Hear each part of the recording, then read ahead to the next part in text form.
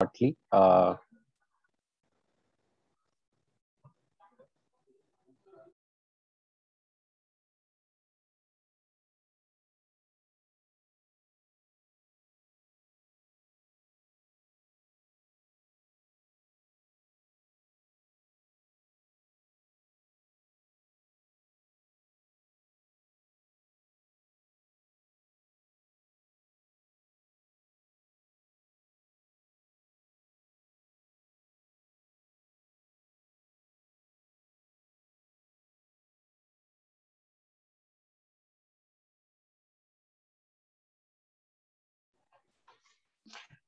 Hello, everyone. I think we can start the session for today. Hello, everyone. I'm Punit Gandhi, Senior Associate with Climate Center for Cities, and we would like to welcome you to the C-Cube and WRI Learning Series on climate change in cities. So today's topic of the learning series is innovation in climate change. And I guess every one of us has gone through the IPCC report, at least the summary of it, which mentions that it's a code red for humanity. And I think we really need to start talking about it more and also start bringing in more innovations from ground to the center, to urban areas, to every place possible to be able to, circumnavigate the scenarios. And for that, in today's topic, innovation in climate change, we have three panelists with us. And so we have also made sure that while we talk about innovation, we just do not talk about and startups, but we also talk about processes and systems in places, especially for government. And how can we bring innovation in governments, outside of government, with startups, without startups, everything into picture. And that is why we are hosting today's learning series on innovation in climate change. So let me start off by bringing our first speaker, Mr. Karthik Chandra Shekhar. He is the founder and CEO of Sangam Ventures, co-founder of Legstart.in, and the chairman of AIC Sangam Innovation Foundation. Karthik actively works in the clean technology entrepreneurial ecosystem of India. And prior to his work at Sangam, he used to work at Acumen Fund and TVS Capital Funds. He has also worked as investment banker, holds an MBA from Chicago Booth, MS in Public Policy from Carnegie Mellon, and a BTech from IIT Bombay. Welcome, Karthik. And I would like to open the floor to you with the question: how are the startups and incubator sector embracing the rise of climate tech and urban tech ecosystem? And what are the major challenges that they are trying to combat right now?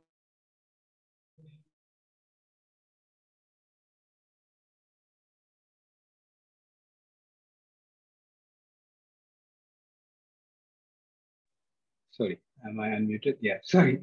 Thanks, Puneet. So I think, it's a very interesting time that we live in, right? And, I guess there is some...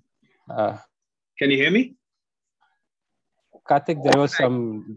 Yeah, I can hear you Yes, now. If you can repeat yourself, Bluetooth and see if that helps.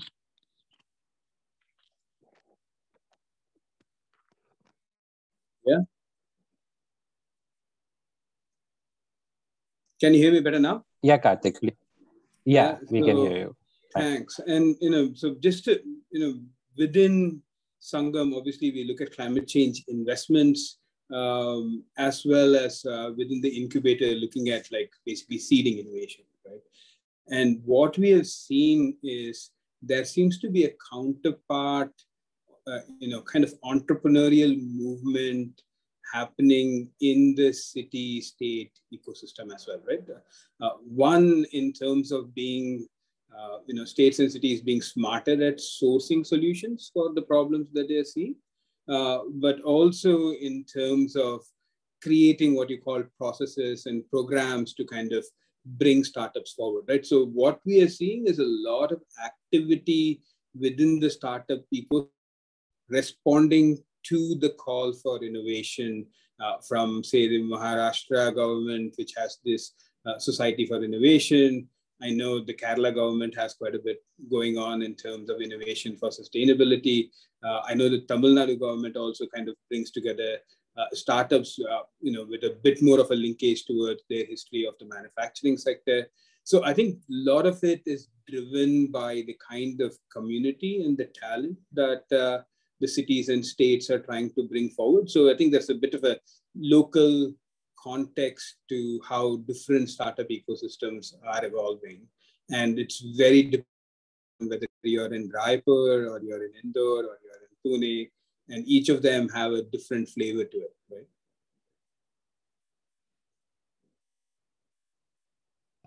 I absolutely agree that yeah, a lot of states also have taken up the baton and are now making it go forward. So the next next speaker with us is MP Adagu Pandya Raja. He's the city innovation officer for Chennai Smart City Limited. He was previously a software professional in the United Kingdom and a research fellow with the Ministry of Housing and Urban Affairs under India's Smart Cities mission. His initial idea of Madras Waste Exchange helped Greater Chennai Corporation fetch award in Swachh Sarvekshan 2020 as best mega city in India for innovation. And his COVID-19 technological tool to monitor spread of COVID-19 for Chennai City helped Chennai Smart City Limited fetch best city with technological intervention for COVID-19 award under India Smart Cities Award 2021. Welcome, Adagu. And we would Thanks, like Puneet. to ask you uh, what is the role of, because in India we have not yet seen innovation officers, especially in the urban administration. So what is the role of an innovation officer that we are talking about here, and what kind of innovations do you bring in, and how do you bring those things? Thank you, Puneet. So, innovation, as you said, it's clearly a new platform for government, and there are India is a developing country. We all know that in developing countries we have plethora of problems, which means we have potential for plethora of solutions.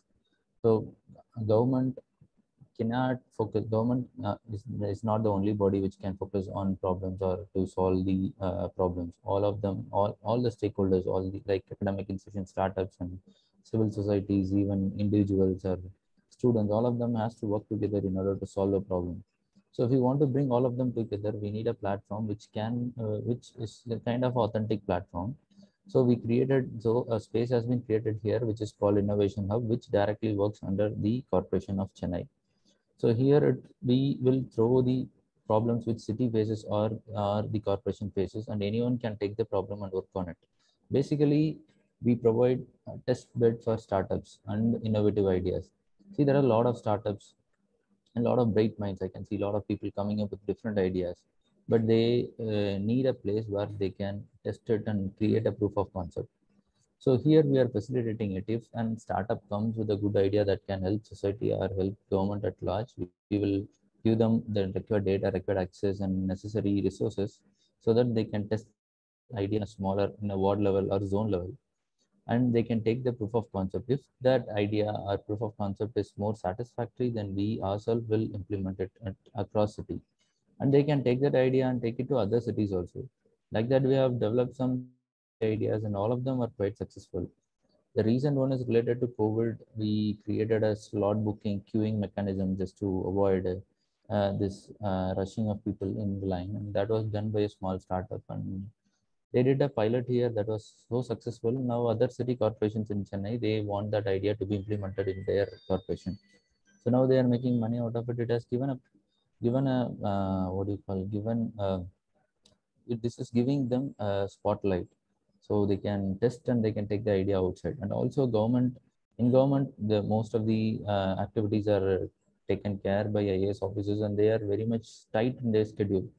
A normal person cannot go and get his time and talk to him related to innovation or any idea, because they don't have time. They are running with their day-to-day problems. So this hub is acting as a back office for them. So whenever we get new idea, it will be diverted to the hub, innovation hub, and we will curate it and we will filter it. And if it is good, we will take it to the city. So this is the role which the innovation hub and the city innovation officer is playing here. I hope I made some sense. Yes, absolutely, Aragu. Thank you so much for that brief explanation. So the next we have with us is Vilma Rodriguez. She is the founder and CEO of Sahas Zero Waste, a social enterprise committed to implementing holistic zero waste solutions across India. She is a former journalist with the Times of India Group and Business World magazine. She first set up NGO Sahas in 2001 and then a business model of Sahas Zero Waste in 2013. The company today brings together nature, people, and technology so that waste is managed in a manner where up to 96% of the resources is recovered. Sahas Zero Waste today manages around 100 tons of waste per day, and that's a big feat, Wilma. I'm really proud that someone is being able to do such kind of scale of operations. So tell us more about what does your operation look like, what does your startup look like on a day-to-day basis. Thank you, Puneet. And we're so happy that you're looking at us as a startup that has scaled, which I think is something that we've been able to do across pretty much India now, but of course largely in South India. So when you're looking at waste management, we are in crisis now in terms of even the quantities of waste that has been generated and the fact that there is still big gaps in the systems to manage waste. But when we look at it and put it in the framework of climate change and environment, it is important for us to understand that waste management has to be equal to resource recovery. So the solutions that we want have to now give us opportunities and the implementation of systems which recover waste, all kinds of waste, whether it is wet, dry, all the different types of paper, plastic, etc. Resource recovery should be the heart of a waste management system, but also looking at decentralized systems, because resource recovery can happen only when waste is managed as per the Solid Waste Management Rules 2016 in a decentralized manner. So what we have done is recognize that across towns, cities, etc., 40% of waste is generated by the so-called bulk generators. So these are larger campuses, these are corporate tech parks, these are residences, apartments, etc. So imagine if 40% of waste, which is a good chunk of waste, comes into a system where organizations, startups, entrepreneurs can actually bring resource recovery into that system. And that's what we do. Sahas Zero Waste has three verticals. The first vertical is the Zero Waste program, where we set in place an entire end-to-end system, beginning with segregation at source, and then making sure that every fraction of waste goes first into a primary sorting system, and then there is a destination for the wet waste. It could be organic composting, or it could be biogas, bio-CNG systems. And then you have what we call a material recovery facility for the further sorting of the paper, plastic, metal, glass, and then that goes to different recycling systems. And we've now also got technology to kind of track the waste. So we do use an MIS system, an MIS platform. We do use IoT to make sure that the weight that is generated at point A is captured by our team and then goes back to the customer to give them the information of the quality of the waste that was collected and what has happened to it. So that's the kind of end-to-end systems that we do for corporate campuses like Microsoft, across all the RMZ, Brookfield tech parks, for campuses like the Indian Institute of Management, which we've been managing. It's a 100-acre campus, managing all their waste now for almost 7 years. So that's our zero waste program. And then you have the second vertical, which is the EPR, which is tracking and channeling all plastic waste to proper recycling from the generator to the recycler. There's a lot of documentation that we do to so that brands are compliant with this new extended producer responsibility. And then there is the aspect of circular economy. So the third vertical for us is the sale of products, which is, it's a whole lot of paper, stationery products, our waste getting recycled, coming back as paper and being used again. Likewise with plastic. So we've been able to put all of these three verticals together, and our business, much as it is a private limited today, having raised some investment, we are also, the whole business is embedded in social and environmental impact. So we do have a team of 300 people, of which 205 are people from the base of the pyramid, our field team, 65% are women. We make sure that our business model is revenues from waste and revenues from a service fee. So 75% of the revenues is actually the service fee. And it's because of that that we are able to pay minimum wages to all our field staff. We were even able to make sure that, during the COVID times, all of them got their salaries, because we have MOUs with all our customers. So it's a very formal system which we have. And I have lots to say, but obviously not enough time to talk about how this may not be considered as smart. And it may not fit into your definition of innovation, simply because we are equating innovation with technology. Technology is an enabler. Yeah, it can definitely help, as I mentioned, in an IoT system, blockchain, all of that. But finally, you need people and you need nature to also work with technology to actually bring the whole system together.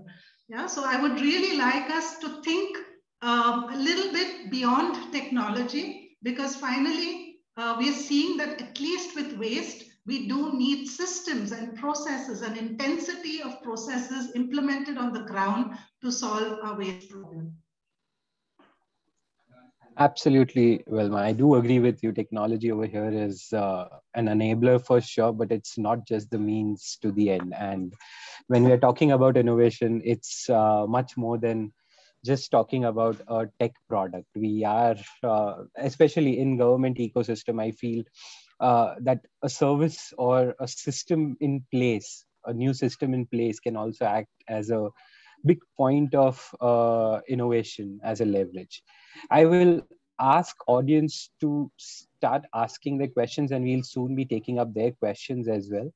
But before we do that, I have now a more generalized question for all the three speakers over here. And that is, we are talking about innovation over here, and we are talking about scaling it up as well, because we will need to rapidly scale it up, either in terms of technology for some products, for some products it will be systems in place. So I would like to get each one's viewpoint of view over here. That let's start with Karthik. How do you see an incubation center being able to, upscale innovation in urban tech and climate tech side, or not even tech, but urban and climate solutions per se? Sure, Puneet.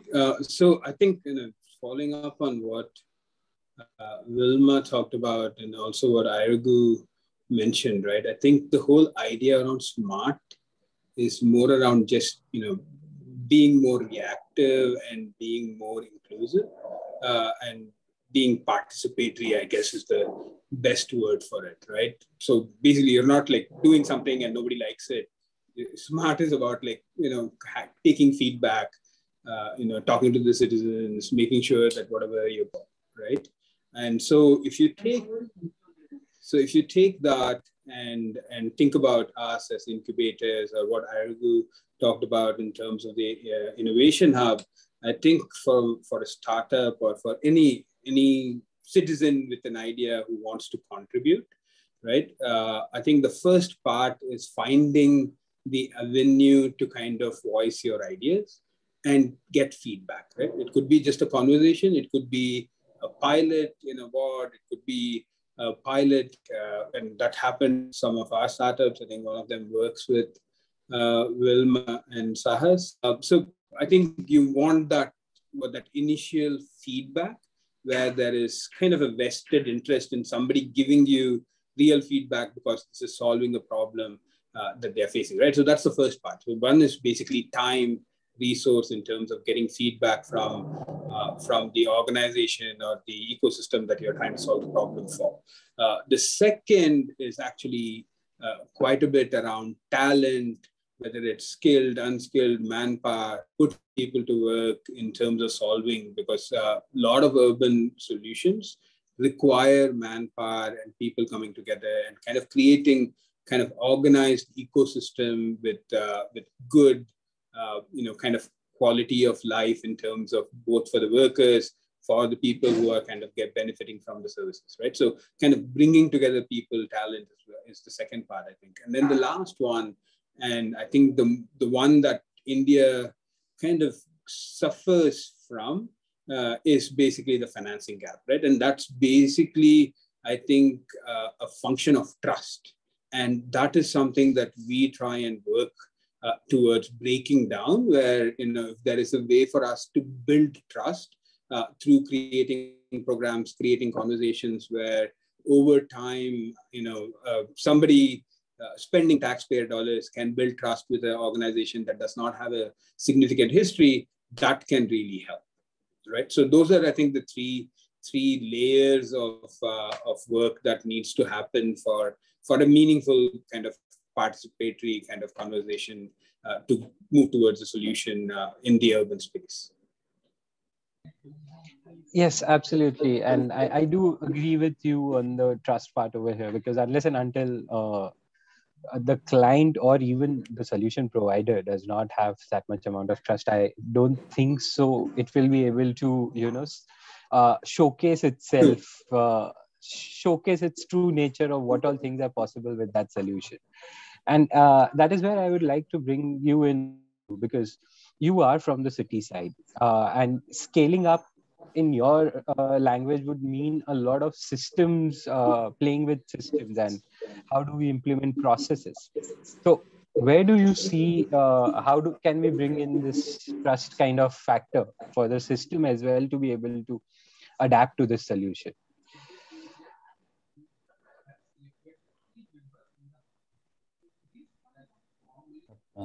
Sure. Can I can I say something, Puneet? Yes. Yeah. Yeah, sure. It is for you. Yeah, fine. First of all, Vilma, that also that what your organization is doing is really a wonderful job. I should thank you for that. You are you are playing a major role in keeping your country clean. Thanks a lot. And I would like to add a point to what Mr. Karthik said, that participatory in nature should be there. And what we are trying is what we see as a smartness, what I personally see as a smartness is a decentralized kind of solution.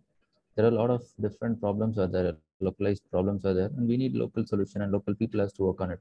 It's not we have to bring solution from somewhere to solve the issue which is here, or take the solution which is here to take it to some other place and solve it, because the people in that area, the people who has the proximity to that problem will know more about that problem. So if we enable that environment, enable that ecosystem, so that itself will solve that problem. Here, it's our idea is not promoting startup or ideas to solve a problem. So problem, it's kind of demand and supply. Every problem is a demand. So every demand has a supply. So we have to match. So every problem can be matched with the right solution, and that, but startup plays an important role because they are coming up with a lot of solutions. So what I found, many startup approaches, what I found peculiar is many of the startup, they don't know the exact problem statement. They take imaginary problem statement without understanding the proper ground reality. The problem statement they take will be on the problems faced by Western countries, not the problem statements of our country or our city. So it will have a lot of Western touch, and though that problem will not be existing here, and they will try to solve it. So many times that mismatch is there. So the participatory approach is very much needed. Like he said, at least when they come, if we create a platform, they will get a feedback. Okay, they will at least they will get a chance to correct that, and they can work on the right approach by getting more feedback from different people, different right-minded people. So this is something which I found here. And I'm really sorry. And Puneet, what was the question you asked? Can you repeat that again? Was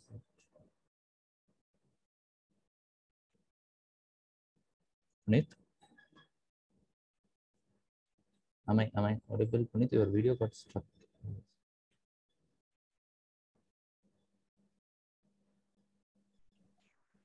I think Punit was asking about scaling up of the startups. So, how are they looking? I mean, how are you working with them to?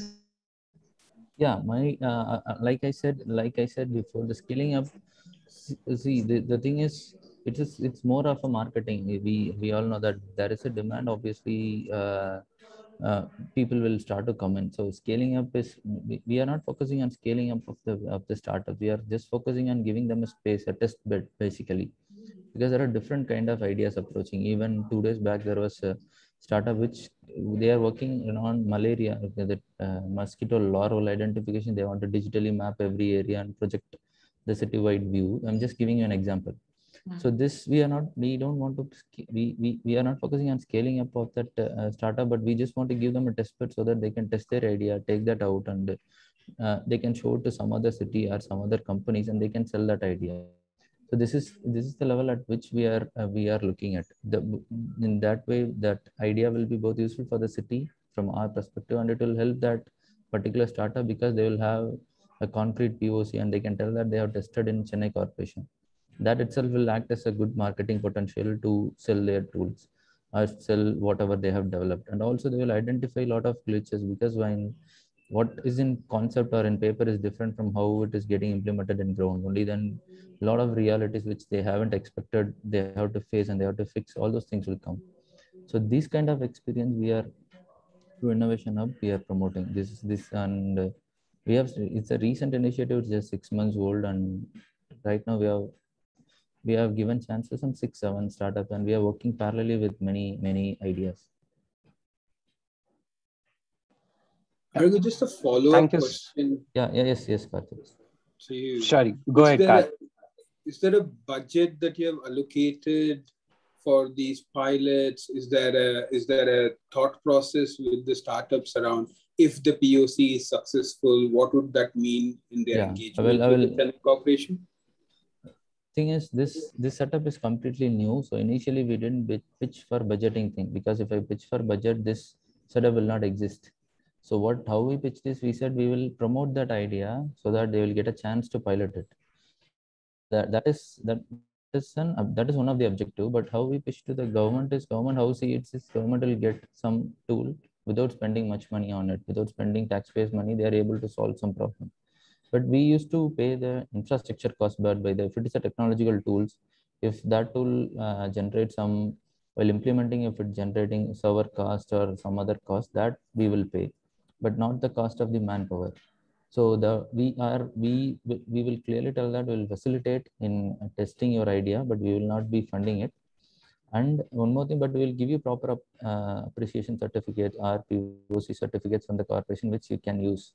And also, if the idea is good, we will implement it. We will procure it if it's very much satisfactory. But we cannot ensure, and we won't tell them, we cannot give guarantee that we are going to buy it. Only based on the result, we will. If the result is good, it's obviously we will procure it, because no one is going to deny that. And also I always tell to the startup that your idea should speak, their POC should speak, because we have seen some ideas which they have tested in some other cities. They will just come and show the result, that's it, the city will procure that idea. So it should be so powerful that, because like I said before, there are a lot of problems are there. So if we bring the proper solution which is cost effective and which can help city and which can create good name for government, obviously no one is going to deny. They will see ways to procure it. But at least in this front, for a test bed, we don't, because corporation, if you take the corporation, it is a powerful body. It has enormous enormous body, it has access to most of the departments. So if corporation is not helping them, who's going to help? So that is why we have created this facility, and we haven't defined structures yet. Now we have boundaries yet, because we don't know how it is going to grow. There's a lot of new things are coming inside. So but we will wait and see how this innovation hub develops. Yeah. Thank you so much, Thank you. Aragu. Thank you. I guess I have something to like ask Vilma now on these lines, because you have been able to scale up your operations in multiple cities now. So, what has been your thought on scaling up that innovation with each new city, each new system in place? What do you feel about it, and how has that process evolved for you? Yeah, so we really are ready to scale up, actually we have the means in terms of the team, the capacities, all of that in place. What we really now expect is the ecosystem to give us that platform to scale up. Because today the rules, waste management rules 2016, the problem is out there for all of us to see, and segregation at source is at the heart of the of the solid waste rules. But yet, on the other hand, the ecosystem is not talking segregation. The ecosystem is saying behavior problems are there, people are not segregating, so let's have waste to energy for mixed waste. And we know that that is not the solution, because that's going to add to our problems of climate change. It's going to add to our pollution problems. So what we need currently is government speaking the language of their own legislation. Cities, municipal corporations, taking on the challenge to say, look, segregation at source, we embrace it. We will have that stick and carrot approach, but this is the way forward, and put in place infrastructure to enable the processing of segregated waste, and understand that in this whole spectrum of waste, if you put infrastructure, you have to manage the infrastructure. You have to have appropriate budgets to be able to manage the people who are part of that infrastructure, who are going to run that infrastructure. So all that we want is this proper holistic ecosystem, which will then bring in so many more entrepreneurs and really give us good jobs. Because if you even look at our team, we have, out of the 300 people, the big chunk is people from the base of the pyramid, working on the field. But then we have a highly professional team who is also managing the system. We have a legal team, we have an operations team, a marketing team, a technology team, all of that. So there is this combination of, you do need professional, highly qualified professionals, and we want to attract more of these, because today, if you look at the young people, they really want to solve the problem. So why can't we can attract them if we are able to also be able to afford a certain remuneration that we can give to the teams.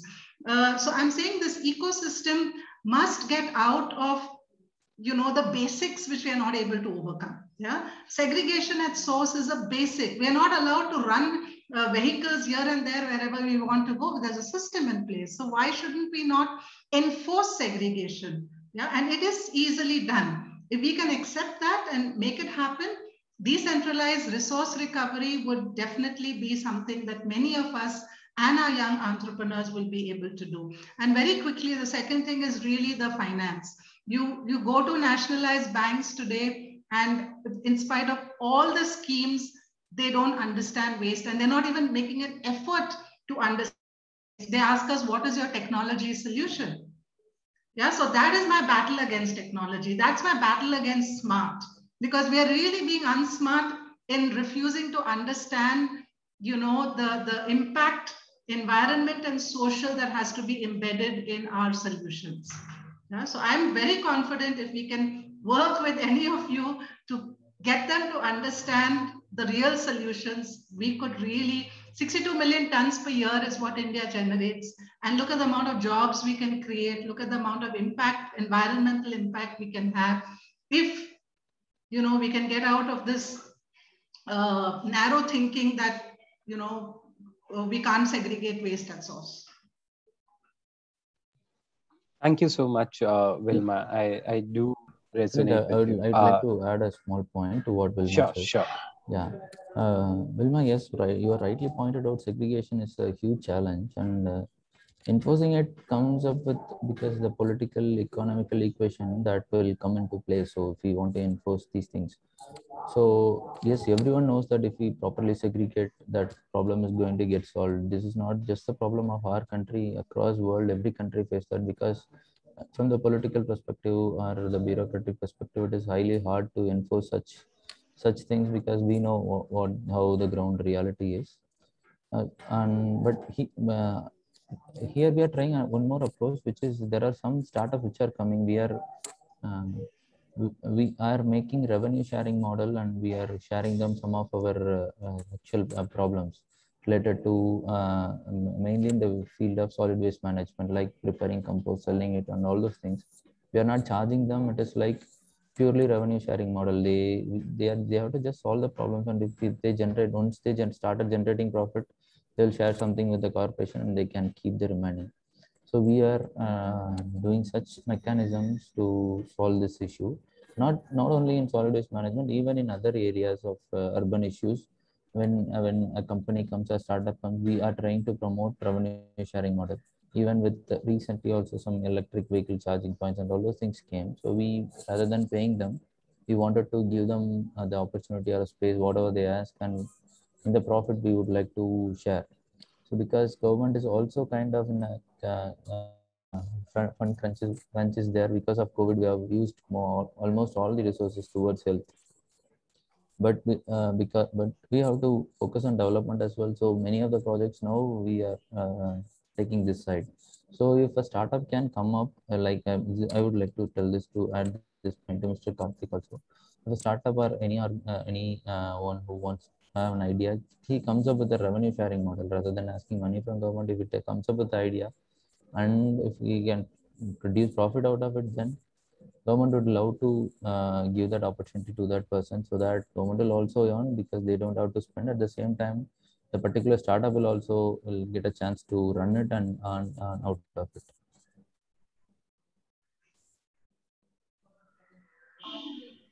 That's absolutely, I think, a good way to generate, monetary benefits for the government as well, especially the urban administration. Uh, I would like to tell all the audience members that please write your questions in the chat box and we will take it up now. And I think the first question has come from Himanshu to Wilma. And which areas are you planning to expand your operations to? Yeah, so we are actually ready for any city or even any town, but there has to be that twin revenues that will enable us, to actually expand. And that is a revenue from a service fee. User fee is part of Municipal Solid Waste Rules 2016. And user fee enables us to run the system like the way we want. I mean, the way it has to be done.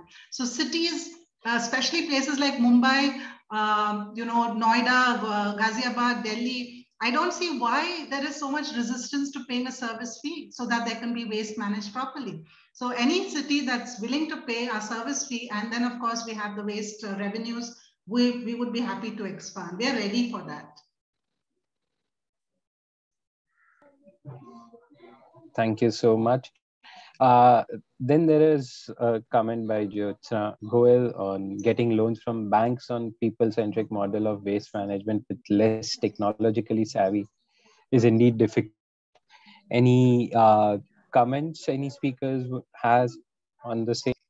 Yeah, I would like to say we've had practical experiences. I mean, we've had Government of India announcing MSMEs, as people who need help, and we are a registered MSME in a critical space like waste management, having delivered, the fact is that we have delivered on what we promised to do, and yet we don't have access. So I don't know who to go to. I mean, really, it is really, really. I would say tragic that the sector they're so poorly informed. So we do need people in high places, especially governments and bureaucrats, to put the word out there that this is the form of systems that we want in place, and it should not be so much of a struggle for us. not when you've already announced it and when we have put in place all the mechanisms and we have the, I mean, we are a registered authorized MSME, we are qualified, we're eligible. Yeah, and I, of course, even uh, also use the women entrepreneur. You know, that's we're all 65% of our organization are women, and yet I need yeah, answers as to why we're not getting the required working capital. I can add. I would like to add a point to this. What you are telling is right. Every organization, you said you have to put people at right higher positions. People at the higher positions know exactly that this is the way. They have to put user fees. They have to put fines for not segregation. All those things, and bureaucratic decisions doesn't matter. This is kind of a political decision that has to be made. And I'm stressing that I'm not telling that this is right, but this is what is happening. I'm telling. So we have to think in a way that yes, this is happening. So how we can overcome this rather than this is just my personal view. I'm telling. So rather than waiting for government to take this step, with along with this, how we can solve it, and that is what we are seeing. I'm just making the point. It's not that government don't know. Government knows clearly, but our political system is entirely different. So putting some tax or service fee is highly difficult for any political party. So I'm just telling the ground reality. It's not. I'm not telling that your point is wrong. Yours is absolutely right. I guess we have got a very interesting question from Vaishnavi Shankar on everyone over here has spoken about decentralized innovative solutions. So, what is the potential and feasibility for large scale innovative solutions in Indian cities? Uh, I, anyone would like to take it up? Yeah, I can answer this question. I can also answer my view of answer. What is the potential and feasibility for large scale innovative solutions? See, like I mentioned before, it's not about the scale of the solution. It's more of a scale of the problem that it is trying to solve. So if the solution is going to solve a large scale problem, definitely there's a chance to push for it. But if the solution is so big and it is going to solve a very small problem, the chances that will be taken to the next level will be very less.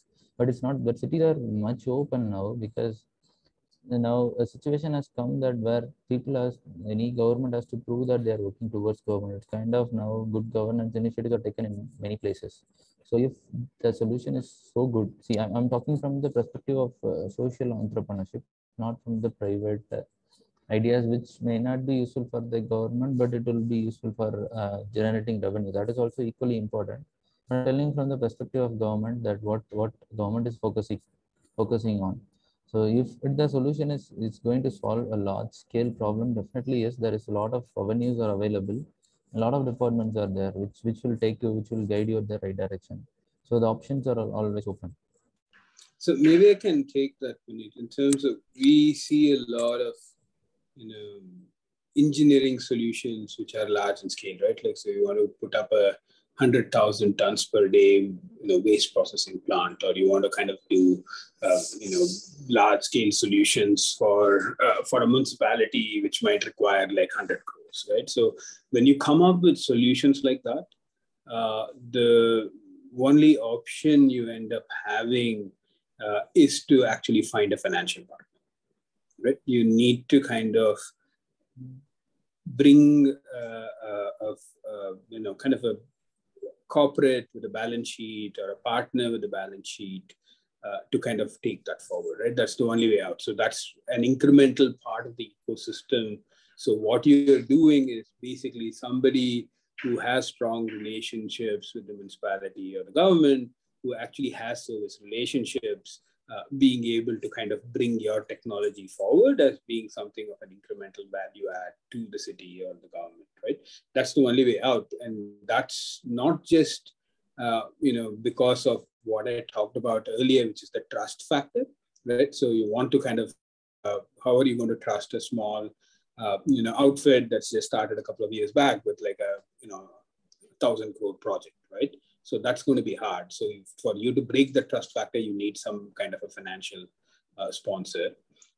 Two is basically if you're going to be trying to make money and survive off a project of that scale, financial backer, right? So, because those are going to take time for implementation, the working capital cycles are going to be big, and you need that partner to kind of make things work, right? And so what you need to figure out as a startup is, who in the ecosystem you work with, right? But that's also kind of to step back. Can you break down large-scale problems or large-scale solutions into small-scale ideas that a bunch of startups or others come together and do, right? And that you could do on a phased-wise basis. So let's talk about, like, if it's a large-scale biogas plant that you want to do, you could work first around collecting the organic waste, then the basic silaging or kind of processing just with a simple civil structure, and then basically kind of going in for the larger capital equipment once you know that there is enough waste being processed to basically justify a capital investment, right? So a lot of these can be staged. A lot of these can also kind of have back-ended contracts over time, reducing the risk.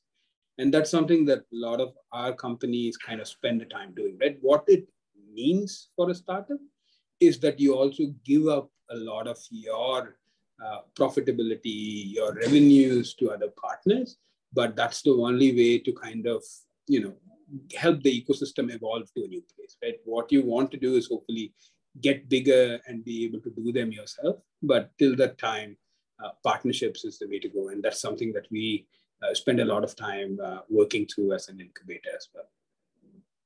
Yeah, what you said is right, Karthik. I just want to add one more point to it. Like you said, finance is the most important part, and what equally important is how powerful your idea is. I'll give you a small example of what we did, what happened here. A few years back, there was a project which is called Smart Parking. It was taken by a company, a small company. They wanted to do smart way of parking across city, because we don't manage parking properly. They said they will draw the areas and roads where people park, this cars and two-wheelers can be parked, and they will properly put a system, a sensor or a high-end camera, so that from here, from the city control room, we can see what are all the slots open, where all the cars are parked, and people can also have in a mobile app they can see, and people can park. This will reduce traffic. This is a very good idea, and they said we don't have to speak. The city don't have to spend anything. They just have to give approval. And we gave the approval. The project is going on. But here, in this project, and what I'm telling is this: they choose the right problem statement so that city cannot tell no, because it's a huge pressing problem. And even if they pitch this idea to investors, because they clearly know it is going to generate revenue, because parking is across city, everywhere parking is going to happen. So no parking slot is going to be free. So they can easily calculate the revenue which is going to come out of it. So the generating fund revenue for this project was also not tougher. At the same time, getting approval from the government for this project is also was easy for that company. What I suggest is make that idea so sure that people cannot deny it. People should know that they have money in it, profit is involved in it. They can clearly see the profit component in it. They will definitely, I strongly feel that all the things which is necessary for that company to grow a project to be implemented in the ground will automatically happen.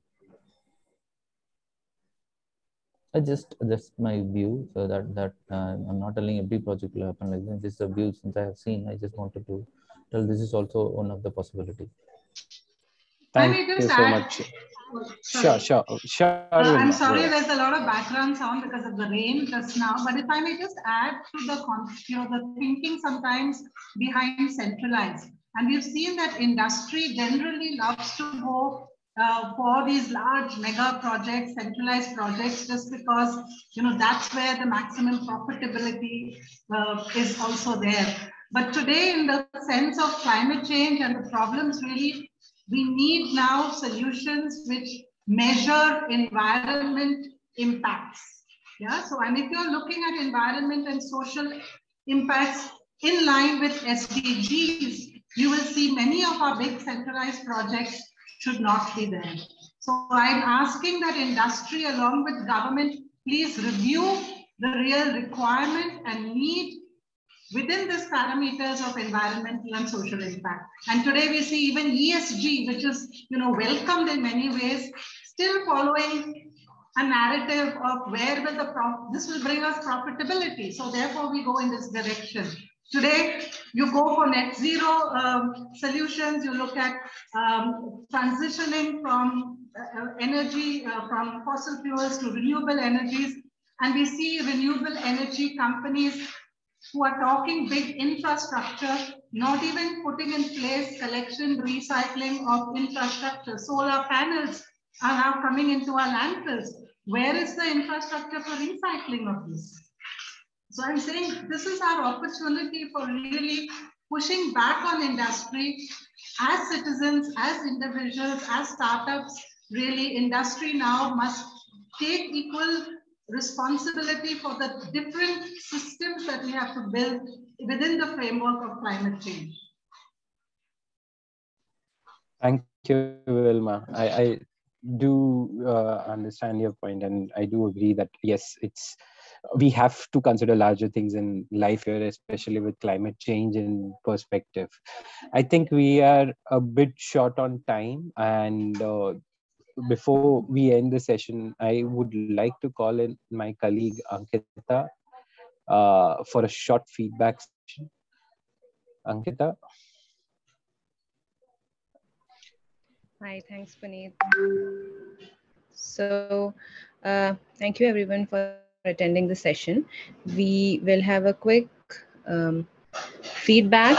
You can all log on to menti.com and use the code 8323266 displayed at the top of the screen. Coming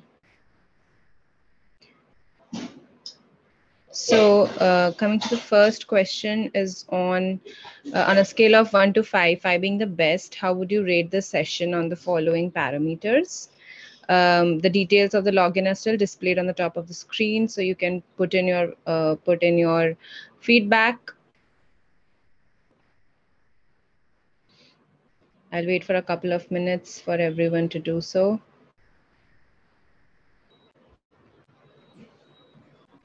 You can just log on to www.menti.com and use the code 8323266.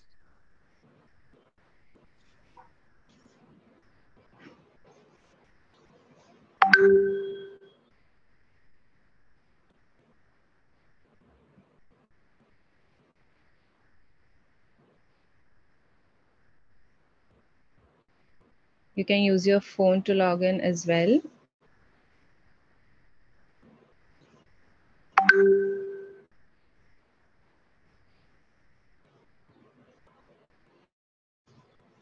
We'll wait for a couple of more minutes so that anyone who wants to log in and is facing any issues with it can quickly join in.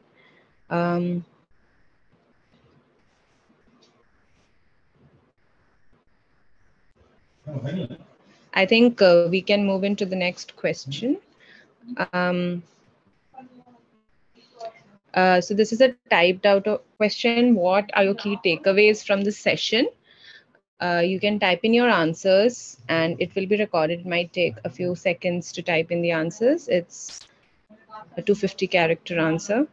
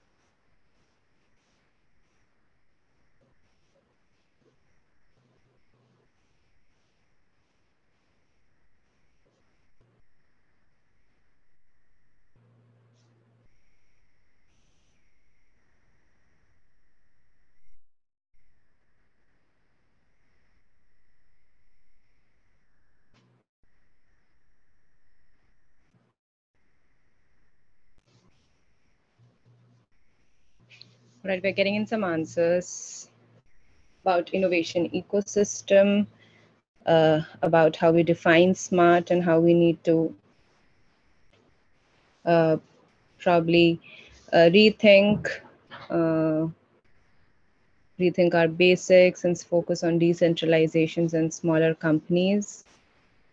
Innovation is not necessarily just technology. These are some key takeaways from the session.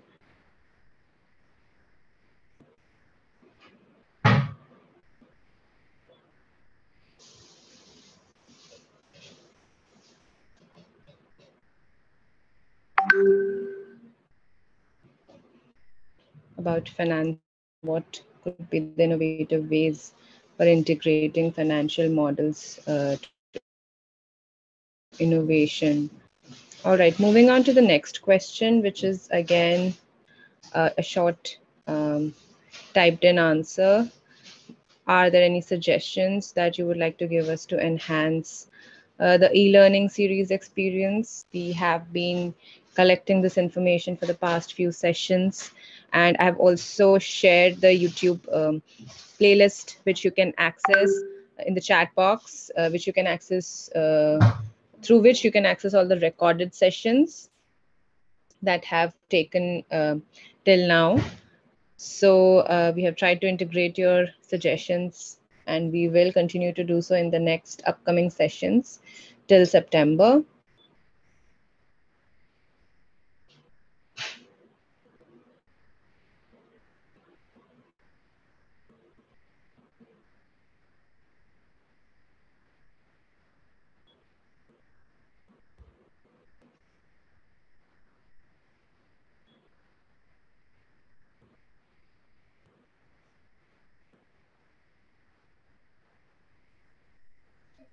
I would also like to inform that the next learning series on next Thursday from 3 to 4 p.m. is on urban freshwater ecosystems.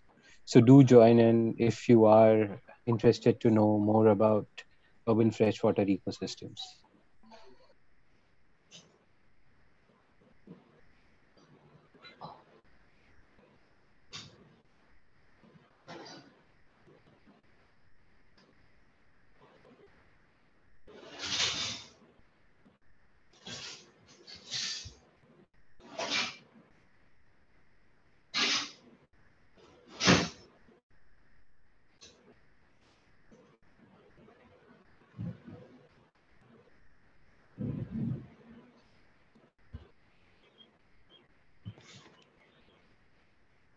All right, thank you for your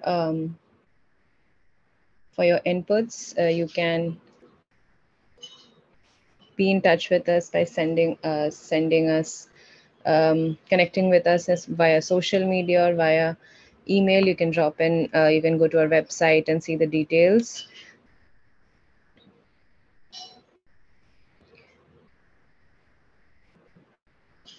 Over to you, Puneet. We can continue having feedback coming in. Thank you, Ankita. I I would like to thank all the speakers, Karthik, Adagu, and Velma, for taking out time and sharing with us their experiences and their thoughts on innovation and climate change. I do believe we still need to do a lot of work, but I guess all of us working together in this field, we will be able to take it forward. Thank you, everyone. Thanks, Arigu. Thanks, Wilma, Yeah, for the thank fun you. conversation. Really Thanks, thank Puneet, you. for having Thanks, me. Karthik. Thanks, Vilma. Thank you all. And Thank you all the participants. thank you, participants, for joining Thank you. us. And do let us know any other learning series you would like to learn specifically about. Thank you.